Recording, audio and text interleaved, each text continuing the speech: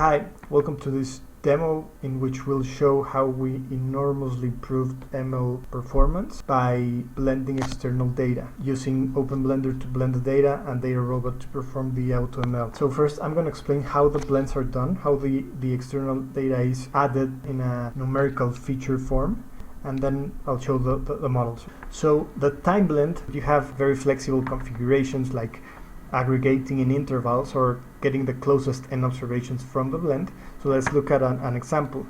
So down here I have a daily revenue about sales in LA. This is a real data set. It has a daily revenue, normalized daily revenue, and it has some other features about the data.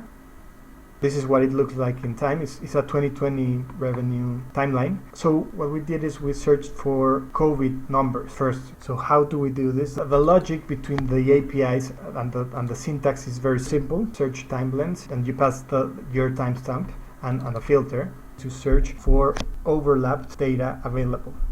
And then the blend is also very simple. So let's take a look at that daily COVID data set. So this is a daily COVID data set that has case rates, case counts, death counts, new case count, new case rate, etc. It's got a lot of daily COVID-19 figures for a lot of cities, right? So the only thing we did here in the blend source is we filtered for the city name to be Los Angeles, so that we got the relevant data for us. And we are selecting the new case count as feature to blend, right? So we are blending in intervals, aggregating in intervals. We could also do the closest observation, but you know, this felt also right. And we're doing 24-hour intervals because that's what our data set time latency is.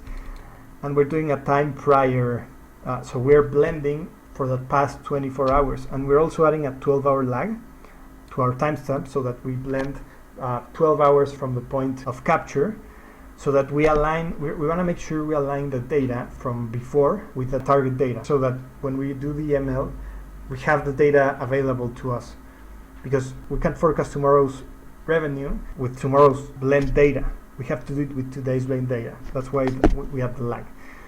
Okay, so the result was, again, the exact same data set, but with two extra features. One is the count of observations from the blend, and the other is the average of observations. This is how we blend a numerical feature. But what's important to note here is that the latency, the time latency between the anchor and the blend doesn't have to be the same. It doesn't matter, because you can extrapolate or you can aggregate. You can impute missing values, so you can blend data that is on a 5-minute time latency or granularity to a 1-hour data granularity, and so or whatever other configuration by imputing or aggregating. Moving forward, another very exciting part of the blends is to add text data, not numerical data. So here I added the text data about the New York Times COVID news. What I'm saying here is I want you to filter COVID, coronavirus, or pandemic engrams to match the news about the New York Times, and then return a list with all of the news aggregated on a 3-day interval, strictly prior to our observations. So what we got is we have our previous data set, but with two blended new features. One of them is the number of COVID news on each interval. At the beginning of 2020 there wasn't any, and at the end there were.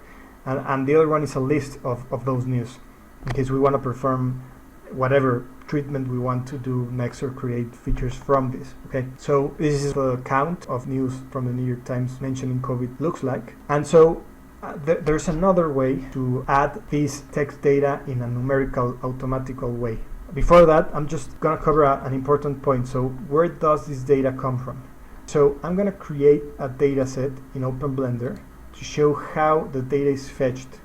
Okay, so I'm going to, let's say, vaccine news, right? Let's create a vaccine news data set. I'm just going to keep the timestamp and add a text column, and I'll just create it, right? So I'm creating an empty data set just two features: the timestamp to use as key to blend, and the text. So every data set has a source tab. You can add data by dragging CSVs or pushing with the API, but there's also an exciting and very useful tab about the source script.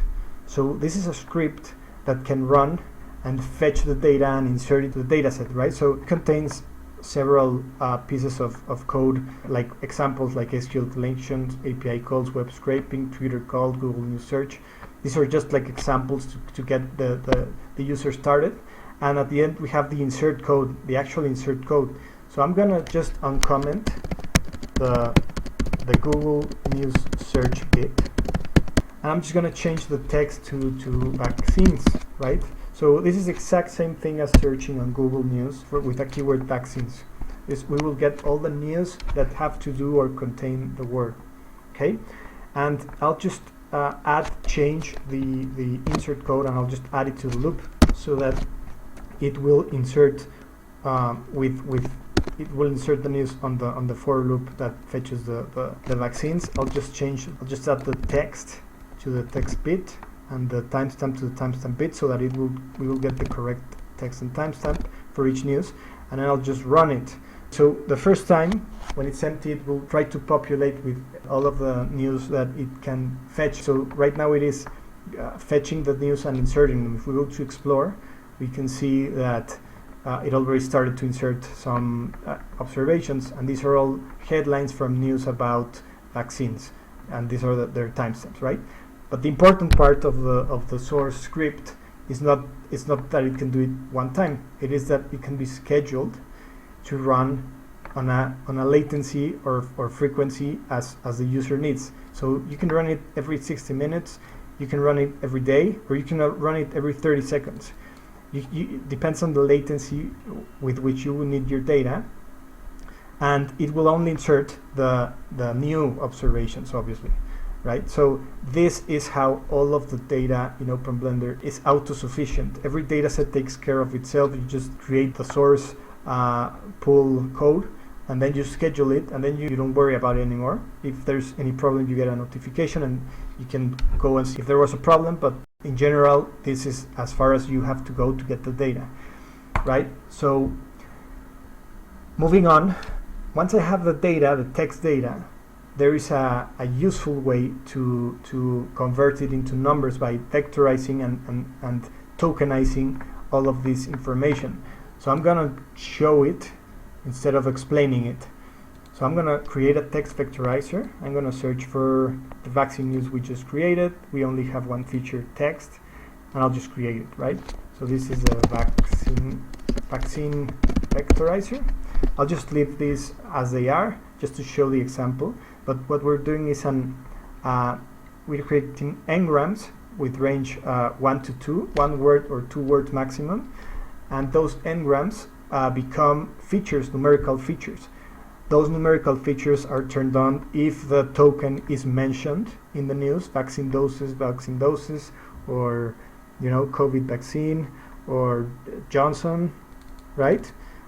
So these became numerical features out of news, and these vectorizers can be used exactly as if they were a data set. So returning to our daily revenue example, the vectorizer, all we have to do is add the ID text vectorizer to the blend source, and then the same logic applies to everything else, right? So in this case, this vectorizer is about Bloomberg News. So I vectorize the Bloomberg News and then add it on a 24-hour day interval. So the resulting data set from that blend is our previous created data set with our previous created columns and almost 5,000 new numerical features from tokens, depending on if they were mentioned or not on those intervals. So these are numerical variables, potentially very meaningful variables that can be ready to be uploaded or connected to the ML pipeline. These don't need any further treatment. So we did a benchmark on these two, on DataRobot. We uploaded the LA revenue data without the blends, and our best score was 10.02. And we did it with the blends, and the best symmetric mean improved to 6.8. So that was that's more than 30% improvement just by adding all of this data. And we added COVID numbers, we added employment and unemployment numbers in LA, we added Google mobility numbers, we added text features, and there's an infinity of new possibilities to try, but we went for like the usual suspects, and we improved the model from 10.02 to 6.89. So hopefully you understood the value of the new features and the potential we have to add features to our models and improve them.